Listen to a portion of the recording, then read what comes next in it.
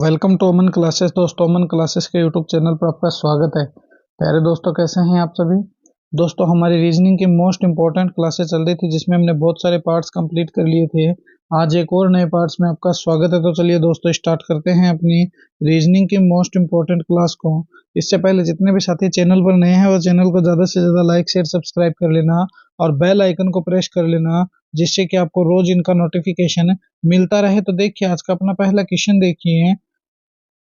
Commission के लिए इनमें से कौन सा जल प्रतिबिंब होगा। तो दोस्तों, 1 2 3 4 इनमें से कौन सा वो जल प्रतिबिंब है जो कमीशन को सही रूप से निरूपित कर देगा। तो दोस्तों, ऐसे क्वेश्चन मैंने आपको कहा था कि जब भी आ जाए तो ध्यान रखना, ये पूरे के पूरे क्या हो जाते हैं, उल्टे हो जाते हैं जब जल प्रतिबिंब में पूछ लेते हैं। तो देखिए, आपको मैं बताता हूँ सोल्व करके। दबा के वीडियो को शेयर कर देना अपने दोस्तों में, जिससे कि रोज आपको भी और अपने दोस्तों को भी इनका लाभ मिल सके। देखिए, हम कमीशन को बनाते हैं दोस्तों CO, ये देखिए MMISSIO और N, यही तो है कमीशन। बिल्कुल सर, यही है। अब देखिए, इनका जल प्रतिबिंब जब लेकर चलते हैं, ये रहा जल प्रतिबिंब सर। अब देखिए, चलो ठीक है, मैंने जैसे भी बना दिया।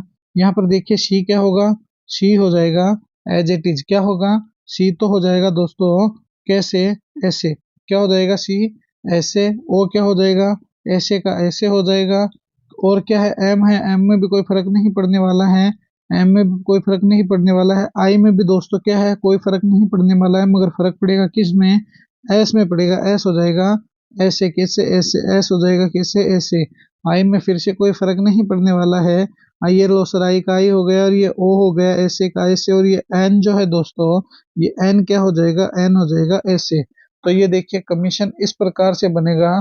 तो ये कमीशन कहाँ है, ये तो नहीं हो सकता, ये भी नहीं हो सकता, इसने डब्लू कर दिया, ये भी नहीं हो सकता। मगर ऑप्शन नंबर थर्ड जो है वो अपना क्या है, एज इट इज हो जाएगा। ऑप्शन नंबर थर्ड जो है दोस्तों, वो अपना क्या है, करेक्ट आंसर है, हो जाएगा। क्योंकि जल प्रतिबिंब जो है दोस्तों, जल प्रतिबिंब में मिरर क्या है दोस्तों, उल्टा दिखाता है। क्या दिखाता है, उल्टा दिखाता है, इसीलिए ये लो जल प्रतिबिंब सरे बन गया।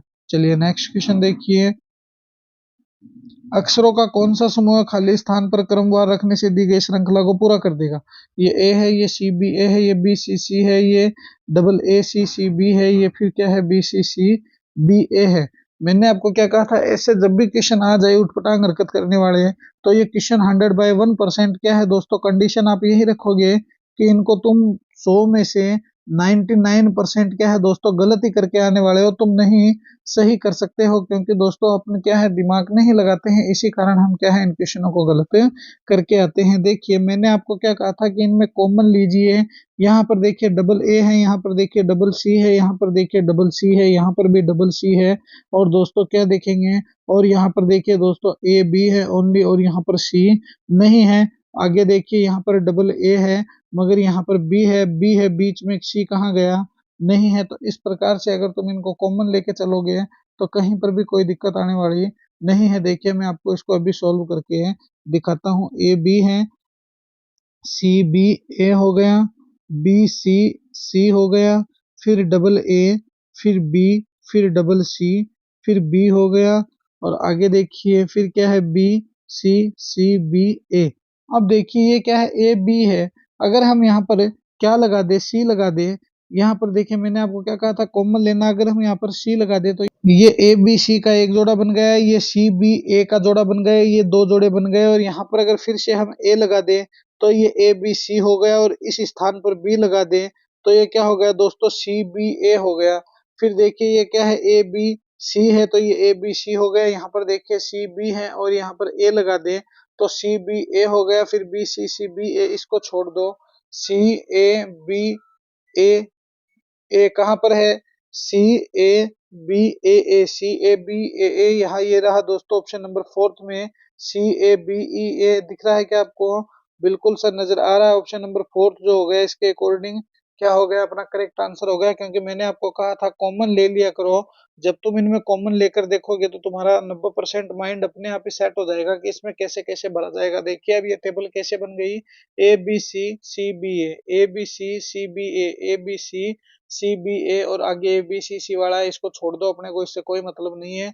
अपने को ओनली अपनी टेबल पूरी करनी है जो हमने कर ली है। तो ऑप्शन नंबर जो फोर्थ होगा वो क्या होगा, अपना करेक्ट आंसर है, हो जाएगा। चलिए नेक्स्ट क्वेश्चन की तरफ चर्चा करते हैं।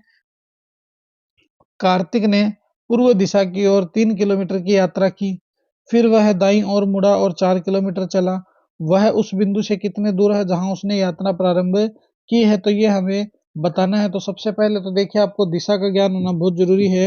ये देखिए उत्तर है, ये क्या है दक्षिण है, ये क्या है पूर्व है, और ये क्या है पश्चिम है। तो देखिए कार्तिक ने किस दिशा में यात्रा प्रारंभ की है, तो पूर्व दिशा में प्रारंभ की है। तो ये लो यहाँ से तुम पूर्व दिशा बना दो, ये लो पूर्व दिशा बनाई और 3 किलोमीटर चला।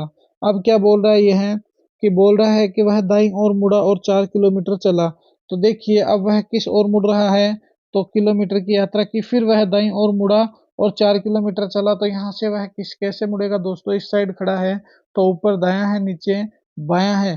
तो देखिए यहाँ से इस साइड गया और कितने किलोमीटर चला, 4 किलोमीटर चला। तो वह उस स्थान से कितनी दूर है जहां उसने यात्रा प्रारंभ की थी। देखिए अगर तुम ऐसे निकालोगे तो कभी नहीं निकलेगा, क्योंकि दिशा का ज्ञान तो तुम कर सकते हो, उत्तर पूर्वी दिशा में है प्रारंभ बिंदु से, मगर यहाँ देखिए यहाँ ऐसे तो ये नहीं निकलेगा।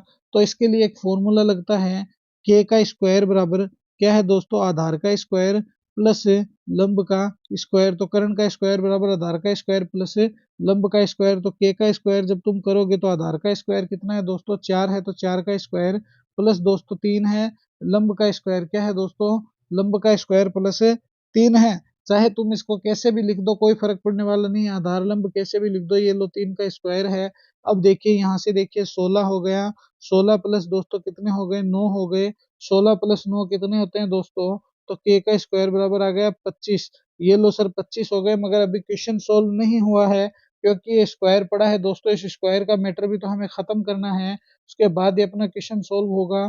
तो देखिए अब तुम क्या करोगे, के बराबर तुम ले लो 25 का रूट, और जब तुम 25 का रूट लोगे दोस्तों तो के बराबर कितना आ जाएगा, के बराबर 5 आ जाएगा। कितना आ जाएगा, 5 आ जाएगा। तो ये 5 किलोमीटर की जो दिशा होगी दोस्तों, वो क्या होगी, अपने करेक्ट आंसर है हो जाएगी। तो 5 kilometre is the correct answer. तो जब भी ऐसे क्वेश्चन आ जाए दोस्तों, तो इसमें ये फॉर्मूला लगा दिया करो, कर्ण का स्क्वायर बराबर आधार का स्क्वायर प्लस लंब का स्क्वायर, और इसको सोल्व कर लिया करो। और जब स्क्वायर का मैटर खत्म करना हो तो इसको लास्ट में क्या करेंगे दोस्तों, रूट में ले लेंगे, और जो रूट है 25 का वो क्या आ जाएगा, 5 आ जाएगा, और ये 5 अपना क्या है दोस्तों, करेक्ट आंसर है हो जाएगा। चलिए नेक्स्ट क्वेश्चन देखिए, बहुत ही अच्छा क्वेश्चन है। एक और क्वेश्चन पे चर्चा करते हैं ऐसे ही।